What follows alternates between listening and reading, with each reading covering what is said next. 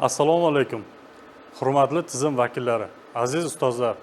Ta'lim sohasining har bir bo'g'inda halollik va adolat tamoyillarini qaror toptirish yangi O'zbekiston taraqqiyotining eng muhim ustunlaridan biridir.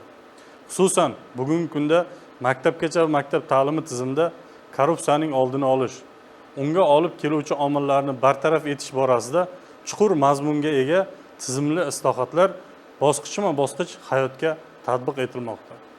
Surxondaryo viloyat maktabgacha va maktab ta'lim boshqarmasi tomonidan bu yo'nalishda olib borilayotgan ishlar quyidagilar bilan izoh topadi. O'quvchilar bilimini baholash tizimida halollik tamoyillari tobora mustahkamlanmoqda. An'anaviy baholash mezonlari o'rniga diagnostik testlar, bosqichli nazoratlar, elektron jurnal va kundaliklar orqali shaffof monitoring tizimi joriy etildi.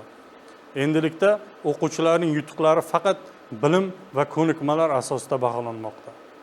Ta'lim muassasalarida elektron maktab konsepsiyasi asosida bir qator zamonaviy texnologiyalar joriy etildi. Bugunda elektron hujjat aylanishi, masofaviy nazorat, onlayn monitoring va tahlil platformalari kiradi. Ushbu tizimlar korrupsion xavf-xatarlarga barham berishda samarali vositaga aylanmoqda. Fan olimpiadalari, tanlov va grant ajratish jarayonlarida shaffoflik ustuvor yo'nalishga aylangan.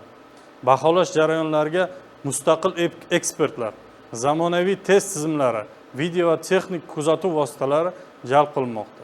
Bu esa eng munosib, bilimli, iste'dodli o'quvchilarni yutuqlarini adolatli baholash imkonini bermoqda. Kadrlar tanlovi va rahbarlik lavozimlariga tayinlov faqat ochiq tanlov asosida amalga oshirilmoqda. Har bir nomzodning kasbiy salohiyati, halolligi va obro'-e'tibori asosiy mezon sifatida ko'rib chiqilmoqda. Hurmatli hamkasblar, shuni unutmasligingiz lozimki, har bir xodim, rahbardan to o'qituvchigacha o'z xizmat vazifasini halol, pokiza va vijdonan bajarishi orqali jamiyat ishonchini mustahkamlaydi.